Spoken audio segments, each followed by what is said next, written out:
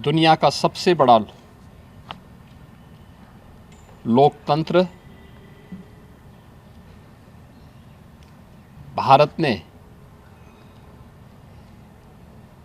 आज नए भारत का, विकसित भारत की संकल्पना के रोड मैप को लेकर के अपना नया बजट देशवासियों के सामने प्रस्तुत किया है।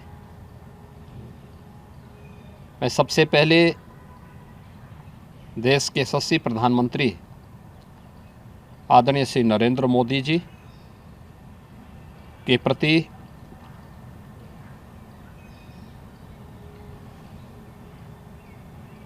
इस बजट को प्रस्तुत करने के लिए दिए गए मार्गदर्शन और उनके निर्णायक नेतृत्व के लिए हृदय से आभार व्यक्त करता हूं। मैं इस बजट को प्रस्तुत करने के लिए केंद्रीय वित्त मंत्री माननीय श्रीमती निर्मला सीतारमण जी को हृदय से अभिनंदन करता हूं, प्रदेशवासियों की ओर से उनका धन्यवाद करता हूं। 145 करोड़ भारतवासियों के आशा और आकांक्षाओं का प्रतीक यह बजट है, जिसमें नए भारत और विकसित भारत की संकल्पना का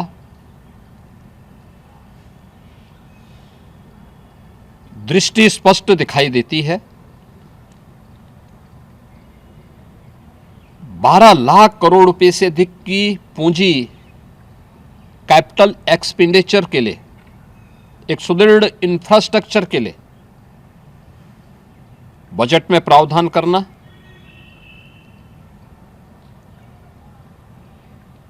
सात रेल कॉरिडोर के निर्माण के लिए प्रावधान करना, आयुष सेक्टर को विकसित करने के लिए और हेल्थ सेक्टर को मजबूती करने के साथ साथ आम नागरिक के लिए और ख़ास तौर पर उसमें भी महिलाओं पर केंद्रित करते हुए उस पर जोर देना, हर जनपद में महिलाओं के लिए, कामकाजी महिलाओं के लिए छात्रावास के निर्माण का कार्य हो या स्टेम, साइंस, मैथ्स, स्टैटिस्टिक्स और इमर्जिंग टेक्नोलॉजी से जुड़े हुए छात्रावास के निर्माण के लिए सहयोग करने का, युवाओं के सपने को एक नई उड़ान देने के लिए उनके लिए बेहतरीन इंफ्रास्ट्रक्चर से युक्त सुविधाएं उपलब्ध कराने के लिए ऐसे हॉस्टल के निर्माण का कार्य हो, नौजवानों के लिए हर एक सेक्टर में अवसर उपलब्ध हो, यह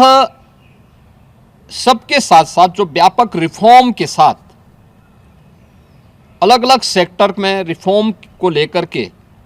जो बजट प्रस्तुत किया गया है, यह आम नागरिकों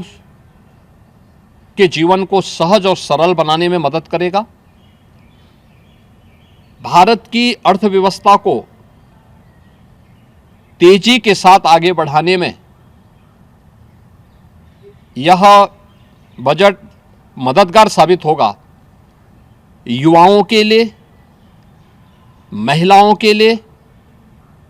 अन्नदाता किसानों के लिए, उद्यमियों के लिए, आम नागरिक के लिए भी ये नए अवसर को प्रदान करने वाला बजट है। मैं बजट के प्रावधानों का स्वागत करता हूं। आम नागरिक के लिए, जिसने बजट के लिए जो बड़ी आशा भरी निगाहों से जो व्यक्ति देख रहा था, खासतौर पर मध्यम वर्गीय परिवार, गत वर्ष देश ने जीएसटी रिफॉर्म को देखा है, आम नागरिक उसका लाभ लिया है। इनकम टैक्स एक्ट को अप्रैल से लागू करने की घोषणा, उसको सरलीकृत करने, हर व्यक्ति आसानी से अपने रिटर्न को भर सके, इस दिशा में उठाया गया कदम भी स्वागत योग्य है, जिससे अधिक से अधिक व्यक्ति इनकम टैक्स की तरफ आकर्षित होगा और इनकम टैक्स का अपना रिटर्न भरने के लिए आकर्षित होकर के प्रवर्तमान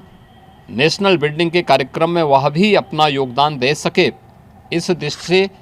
यह अत्यंत महत्वपूर्ण कदम है। मैं कह सकता हूं कि यह बजट समाज के प्रत्येक तबके को, युवा हो, महिलाएं हो,